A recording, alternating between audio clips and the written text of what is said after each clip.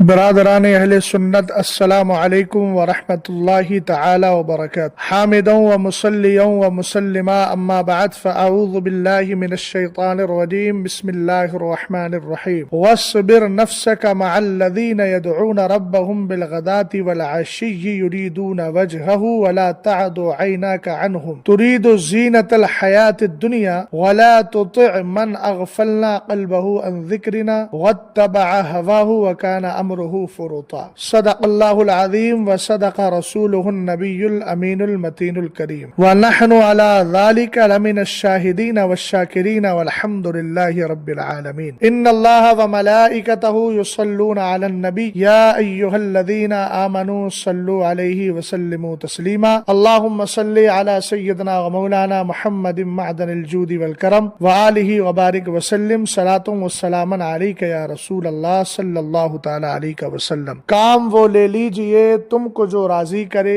ٹھیک ہو نام رضا تم پہ کروڑوں درود۔ اس بزم سے مقصود ہے اصلاح مفاسد، نشتر جو لگاتا ہے وہ دشمن نہیں ہوتا۔ الحمدللہ رب العالمین، ہم بریلی شریف کو اپنا مرکز علم اور مرکز روحانیت دونوں مانتے ہیں، اور بریلی شریف کے جو بزرگ ہیں امام اہل سنت رضی اللہ تعالی عنہ کے جو آباء و اجداد، پھر آپ کی جو اولاد امجاد ہیں، آج تک وہ ہمارے ایمان، عقیدے اور عمل کی اصلاح کے لیے کوشاں رہے ہیں اور کوشاں ہیں۔ بریلی شریف ہر بگڑی ہوئی حالت پر اہل سنت و جماعت کی رہنمائی کرتا ہے اور قرآن و حدیث کے مطابق عمل کرنے کی تاکید کرتا ہے۔ حضرت علامہ رضا علی خان قطب الوقت رضی اللہ تعالی عنہ سے لے کر حضور تاج شریعت اور پھر آپ کے بعد آپ کے صاحبزادے قائد ملت قاضی الخدات فی الہند حضرت علامہ مولانا مفتی اسجد رضا خان صاحب دامت برکاتہم العالیہ اسی روش پر قائم و دائم ہے، اور الحمدللہ اس حدیث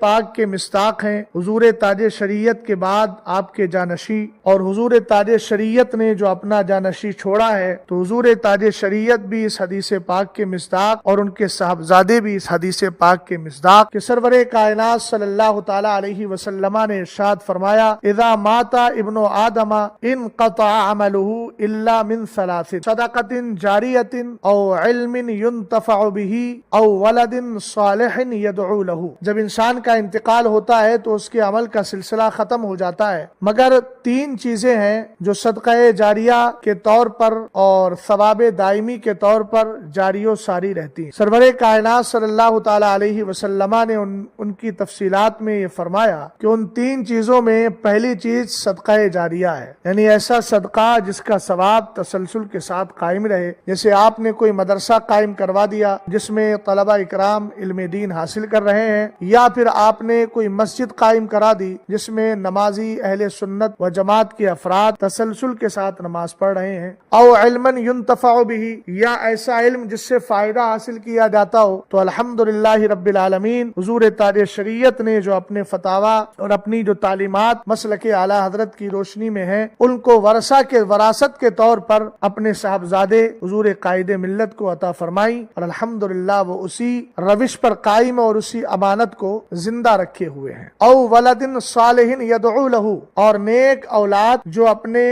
والد کے لیے دعائے مغفرت کرے۔ الحمدللہ رب العالمین اس پر بھی آپ کا عمل ہے۔ الحمدللہ ہم جس قائد کے زیر کرم زندگی گزار رہے ہیں وہ ہمیں غلط راہ کی طرف نہیں بلکہ راہ راست اور رائے حق کی جانب رہنمائی کرتا ہوا نظر آتا ہے۔ مگر ہندوستان میں بہت ساری خانقاہیں اور بہت سارے ایسے افراد ہیں کہ جن کے باپ صوفی یا پیر بننے کا دعویٰ کرتے تھے، اب اگر حقیقت میں وہ صوفی تھے تو وہ بیچارے اپنی صحیح نسل اور صحیح اولاد سے محروم رہے، اور اگر وہ حقیقت میں صوفی نہیں تھے وہ بھی مذہب و مسلک کے لیے نقصان پہنچانے والے اور مسلک اعلی حضرت کی مخالفت کرنے والے تھے، تو ان پر بھی تف ہے اور ان کی اولاد پر ان سے زیادہ تف ہے۔ میں بات کر رہا ہوں صبح شام مرکز اہل سنت کو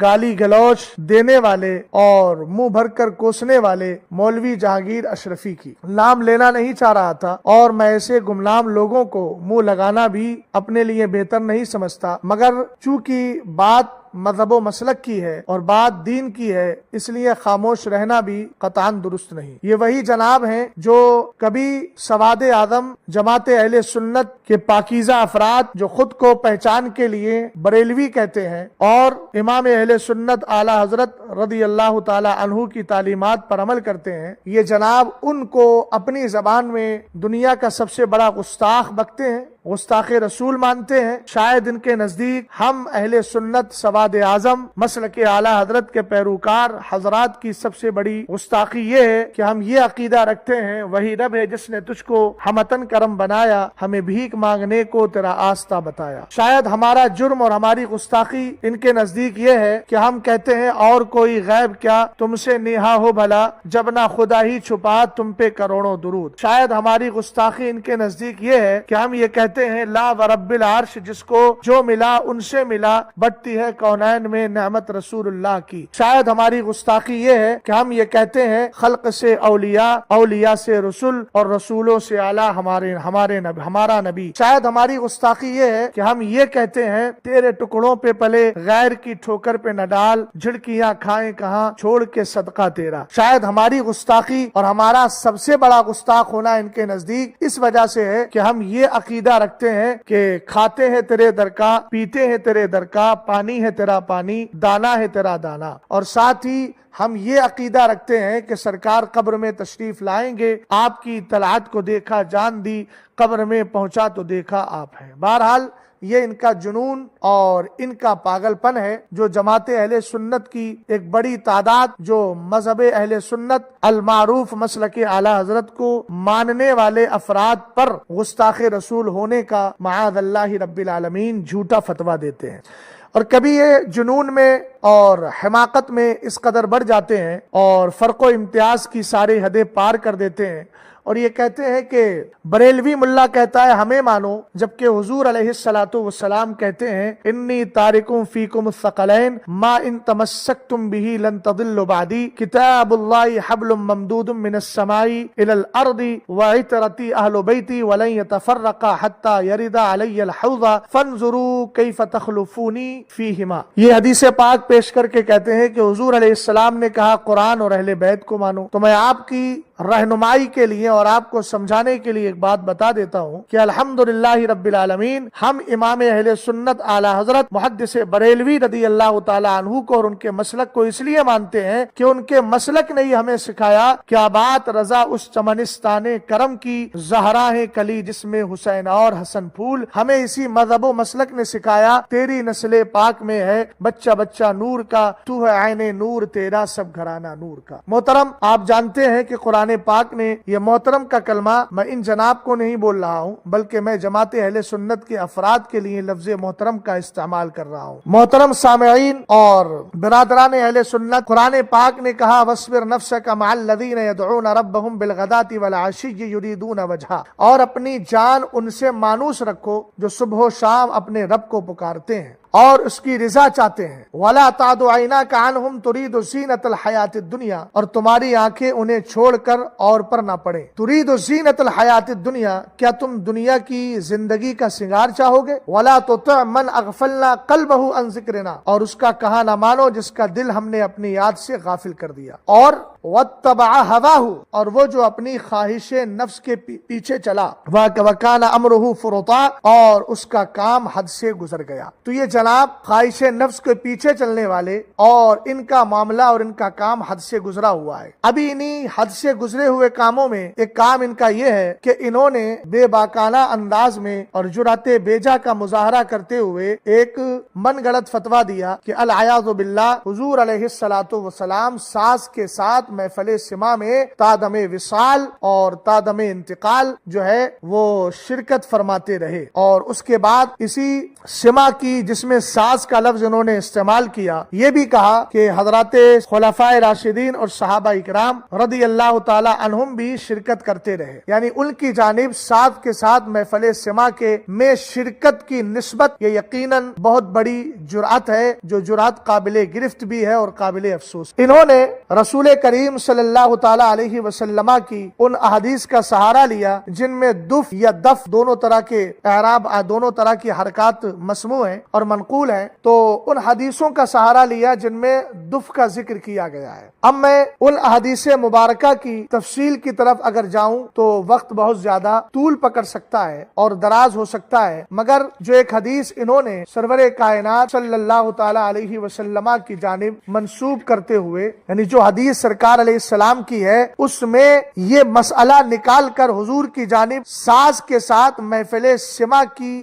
شرکت کو منسوب کرتے ہوئے جو استدلال فاسد کیا ہے، یقیناً ان کا یہ بیجا قدم ہے۔ حدیث پاک جو انہوں نے پیش کی ہے وہ حدیث میں پیش کر رہا ہوں۔ رسول کریم صلی اللہ تعالی علیہ وسلم ایک بار ایک غزوے میں تشریف لے گئے تھے۔ اس حدیث کو مشکات شریف کے اندر بھی ذکر کیا ہے، کتاب المناقب میں، باب مناقب عمر رضی اللہ تعالی عنہ، اور انہوں نے اس حدیث میں جن جن مقامات کو چھوڑا ہے اور جہاں یہ عجلت کے ساتھ گزر گئے ہیں اور ہمارے بزرگوں کی جو تشریح ہے اس تشریح سے انہوں نے صرف نظر کی ہے، ان میں سے ایک دو مقام کی میں رہنمائی کروں گا۔ اور سب سے بڑی چیز یہ ہے، حدیث کو پیش کرنے سے پہلے میں یہ بتا دوں کہ انہوں نے رسول کریم صلی اللہ تعالی علیہ وسلم کی حدیث مبارکہ سے یہ استدلال کیا کہ آج کے دور کے جو صوفیہ ساز کے ساتھ، مزامیر کے ساتھ محفل سما کرتے ہیں وہ جائز ہے، اور حدیث کون سی پیش کی ہے؟ دف والی۔ دونوں میں تفریق کیے بغیر، جبکہ میں آگے چل کر یہ بتاؤں گا کہ مزامیر کے ساتھ جو آج کل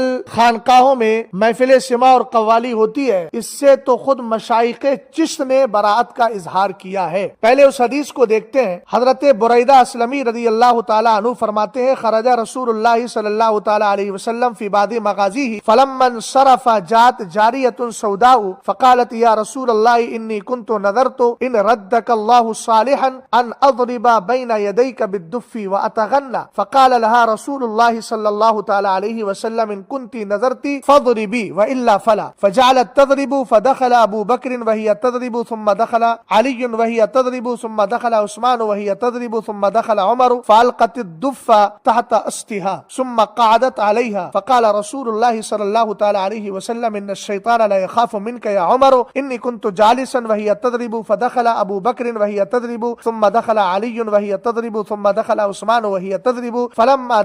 دخلت انت يا عمر فلما دخلت انت يا عمر القت الدف ثم قعدت عليها۔ امام ترمذی نے اس حدیث کو روایت کیا اور فرمایا یہ حدیث حسن صحیح اور غریب ہے، اور بھی مختلف کتب حدیث میں اس حدیث کو لیا گیا ہے۔ میں اس حدیث کی جو مشہور شرح ہے اور مشکات کی جو مشہور شرح ہے جس کو مرقات المفاتی کہا جاتا ہے، جس کو حضرت علامہ شیخ علی ابن سلطان المعروف ملا علی قاری، جو اہل سنت اور حنفیوں کے زبردست عالم دین ہیں اور جنہوں نے حدیث پر زبردست کام کیا ہے، انہوں نے اس کی شرح کرتے ہوئے یہ فرمایا ہے، جہاں دف کا کلمہ آیا انہوں نے فرمایا بضم الدال و تشدید الفا دف وہو افصح و اشہر، یعنی دف میں دال کے پیش اور فا کے تشدید کے ساتھ، اور یہ قرات اور یہ لغت جو ہے زیادہ فصیح بھی ہے اور زیادہ مشہور بھی۔ آپ فرماتے ہیں والمراد به الدف الذي كان في زمن المتقدمین، دف سے مراد وہ دف ہے جو پرانے زمانے میں پائی جاتی، قدیم زمانے میں جس کا استعمال ہوتا تھا۔ واما ما فيه الجلاجل فينبغي ان يكون مکروها اتفاقا،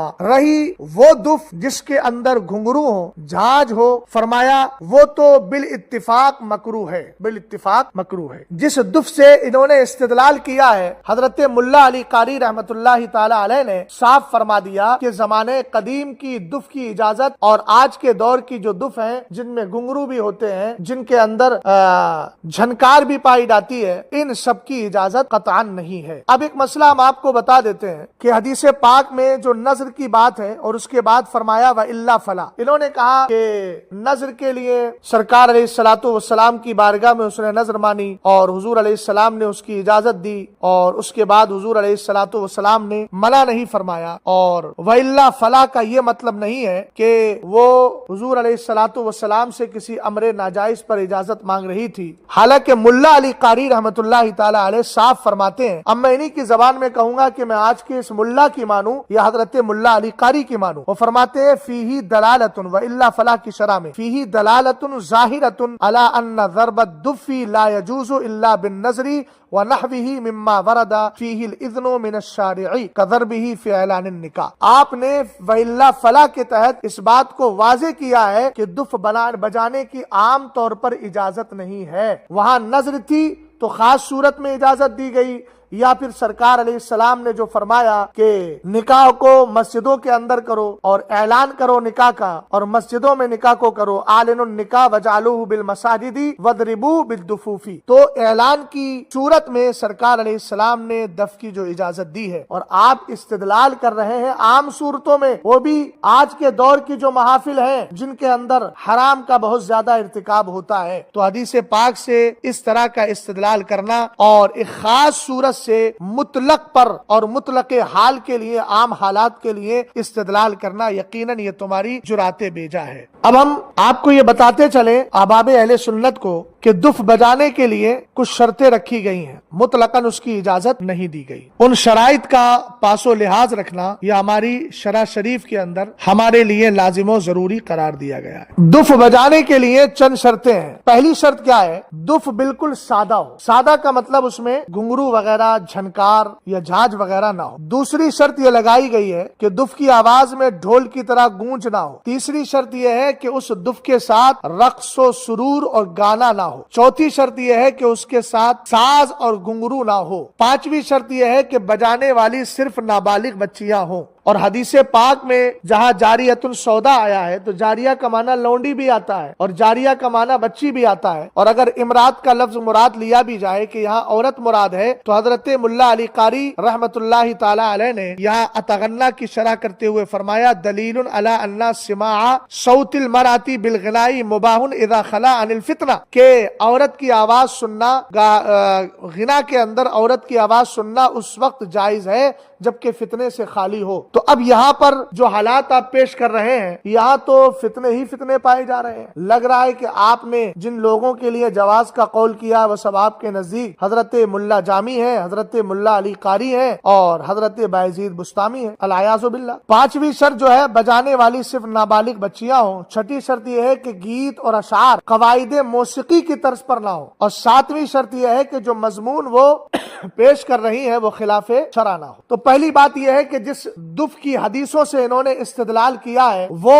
ان کا مقصد ہی نہیں اور وہ محل بحث ہی نہیں، اور جو محل بحث ہے وہ ان حدیث سے ثابت نہیں ہوتا. اب سر دست دو باتیں اور عرض کرتا چلوں. انہوں نے سرکار تاج الشریعہ نور اللہ مرقدہ کی جانب یہ نسبت کی کہ بغیر جلاجل اور بغیر گھنگرو اور جھاج والے دف کو بھی انہوں نے ناسخ و منسوخ والی بحث چھیڑ کر یہ کہا کہ حضرت نے کہا تھا ابتدائی زمانے میں وہ ناسخ و منسوخ ہو گئے، پہلے جائز تھے اور بعد میں ناسخ آ گیا. پھر انہوں نے بہت ساری عمارتیں اس پر قائم کی کہ 18 سال کے بعد ابتدائی زمانہ کیسے رہا. ان ساری بحثوں کو میں بالائے طاق رکھتا ہوں اور میں اس پر ایک ہی جملہ بولوں گا کہ آپ جیسا فاسق اگر کسی کی جانب کسی قول کا انتساب کرتا ہے تو ہم بغیر تحقیق کے اس پر کچھ بھی تبصرہ نہیں کرتے، کیونکہ قرآن نے کہا یا ایھا الذین آمنوا ان جاءکم فاسق بنبأ فتبینوا، کہ اگر تمہارے پاس کوئی فاسق شخص خبر لے کر آئے تو اس کی چھان بین کرو. تم نے صرف دعوی محض کیا ہے اور تمہارے دعوی محض کو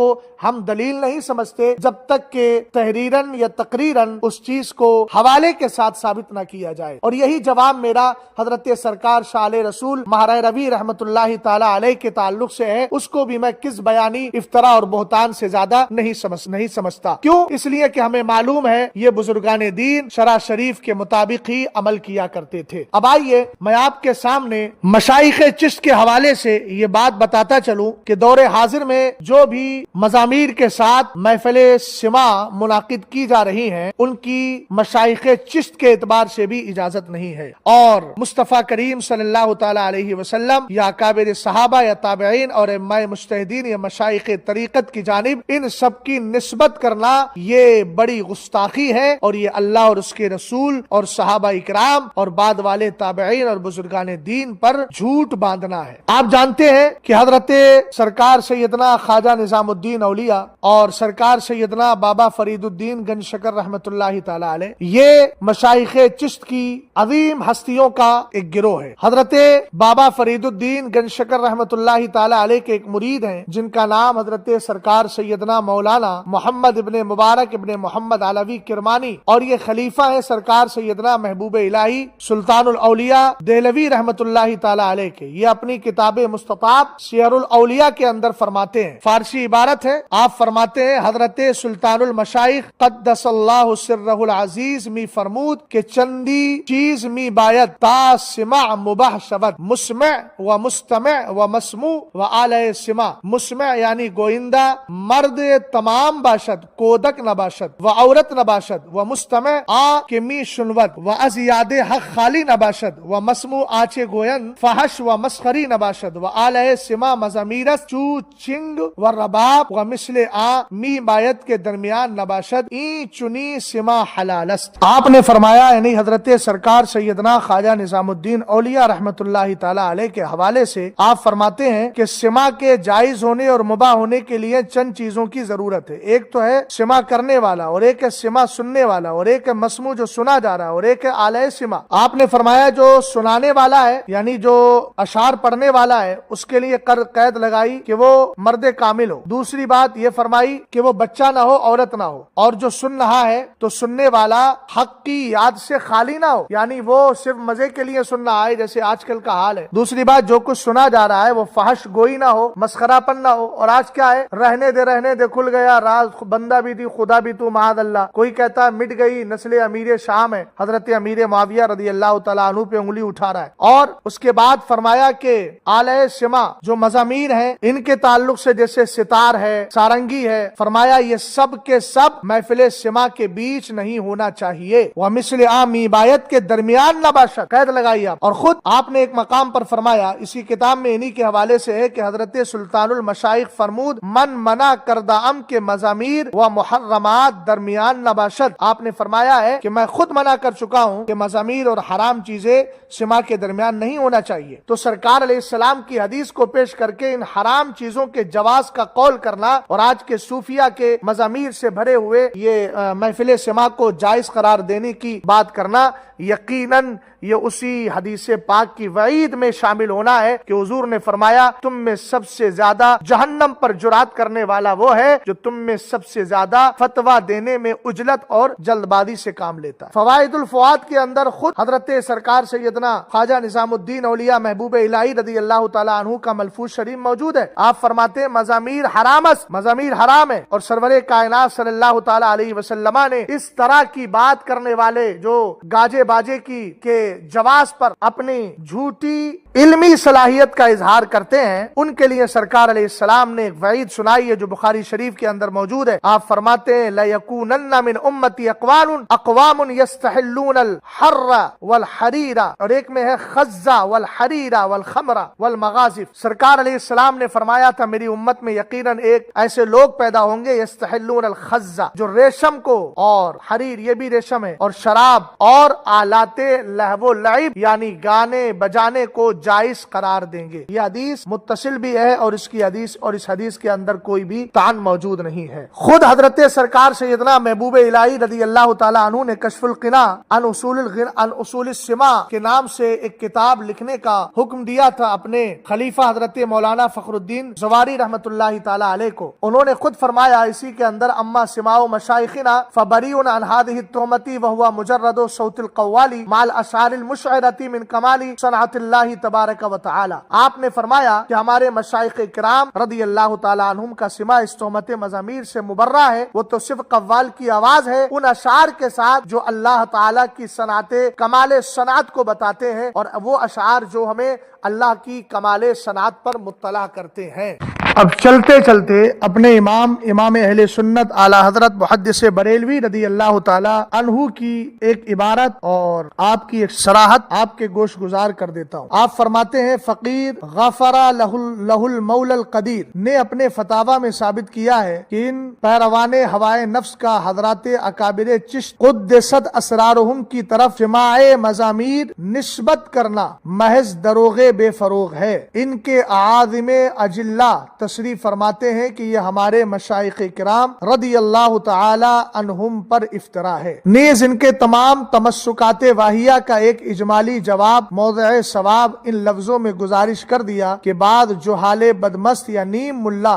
ہوا پرست یا جھوٹے صوفی کی حدیث صحیحہ مرفوعہ محکمہ کے مقابل بعض ضعیف قصے یا محتمل واقعے یا متشابہ کلمے پیش کرتے ہیں، انہیں اتنی عقل ہی نہیں یا قصدن بے عقل بنتے ہیں کہ صحیح کے سامنے ضعیف متعین کے آگے محتمل اور محکم کے حضور متشابہ واجب الترک ہے۔ پھر کہاں حکایت فعل، پھر کجا محرم کجا مبیح، ہر طرح یہی واجب العمل، اسی کو ترجیح۔ آگے فرمایا مگر حوث پرستی کا علاج کس کے پاس؟ کاش گناہ کرتے اور گناہ جانتے اقرار لاتے، یہ ڈھٹائی اور بھی سخت ہے کہ حوث بھی پالے اور الزام بھی ٹالے، اپنے لیے حرام کو حلال بنا لے۔ میں نے یہ بھی واضح کر دیا کہ ایسی محافل میں جتنے لوگ کثرت سے جمع کیے جائیں گے اسی قدر گناہ و وبال صاحب محفل و دائی پر بڑھے گا۔ یہ امام اہل سنت رضی اللہ تعالی عنہ نے واضح فرما دیا کہ جو لوگ اکابر چشت کی جانب مزامیر کی نسبت کرتے ہیں یقیناً وہ جھوٹ بول رہے ہیں اور وہ دروغ بے فروغ کو عام کرنے کے لیے کوشاں ہیں۔ چونکہ ہم نے آپ کے سامنے حضرت سرکار سیدنا خواجہ نظام الدین اولیاء اور ان کے خلفاء کی کچھ تصریحات پیش کر دی، اور سما جو ان ساری چیزوں سے پاک ہو اور صاف ہو، جس کے لیے بہت ساری شرطیں رکھی گئی ہیں، جو بغیر مزامیر کے اگر سما ہے بھی تو اس کے لیے بھی یہ کہ وہ ایسے اشعار پر مشتمل نہ ہو، یعنی اگر بغیر مزامیر کے ہم کوئی سما میں شرکت کر رہا ہے بغیر مزامیر والے، اور اس میں بھی اگر اشعار ایسے ہیں جو قابل گرفت ہیں یا فحش ہیں تمسخر ہیں، تو اس پر بھی بزرگوں کا جلال بہت زیادہ پایا جاتا ہے۔ امام اہل سنت اعلی حضرت محدث بریلوی رضی اللہ تعالی عنہ نے اپنے ملفوظ میں ایک واقعہ ذکر کیا کہ حضرت سرکار خواجہ قطب الدین بختیار کاکی رحمۃ اللہ تعالی علیہ کے دیار میں حضرت ابراہیم ارجی رحمۃ اللہ تعالی علیہ تشریف لائے، اور جہاں محفل سما چل رہی تھی آپ اس کے باہر اور اس احاطے سے باہر جا کر بیٹھ گئے۔ ایک دوسرے بزرگ صاحب کشف تشریف لائے اور انہوں نے کہا کہ آپ باہر بیٹھے ہوئے ہیں، اندر محفل سما ہے۔ آپ نے فرمایا جائیے اور حضرت سرکار خواجہ قطب کو دیکھیں۔ وہ صاحب کشف بزرگ تھے، انہوں نے فاتحہ پڑھی، مراقبہ کیا، اور اس کے بعد آپ کو جب دیدار ہوا تو دیکھا حضرت سرکار خواجہ قطب الدین بختیار کاکی اپنے مزار میں سخت جلال میں، اور فرماتے ہیں این بدبختہ وقت مارا پریشان کردان، ان بدبخت قوالوں نے ہمارے وقت کو برباد کر کے رکھا ہے۔ امام اہل سنت رضی اللہ تعالی عنہ نے فرمایا یہ اس محفل سما کی بات ہے جو مزامیر سے خالی تھی، بس یہ تھا کہ اس میں اشعار اس طرح کے پڑھے جا رہے ہوں گے جس کی بنیاد پر خواجہ قطب جلال فرما رہے ہیں، تو جس کے اندر ناجائز و حرام امور کا ارتکاب ہو اس کی اللہ والا کیسے اجازت دے سکتا ہے؟ لہذا میں احباب اہل سنت سے گزارش کرتا ہوں کہ ایسے افراد جو ہوا پرست اور خواہش نفس کے پیروکار ہیں، ایسوں کی باتوں کو سن کر قطعاً کسی حرام کے ارتکاب کی طرف مت جانا، اور بریلی شریف ہمارا مرکز ہے، مرکز کی آواز کو ہمیشہ سنیں اور تعلیمات امام اہل سنت پر عمل کریں، مسلک اعلیٰ حضرت پہ قائم رہو، زندگی دی گئی ہے اسی کے لیے۔ السلام علیکم ورحمۃ اللہ تعالی وبرکاتہ۔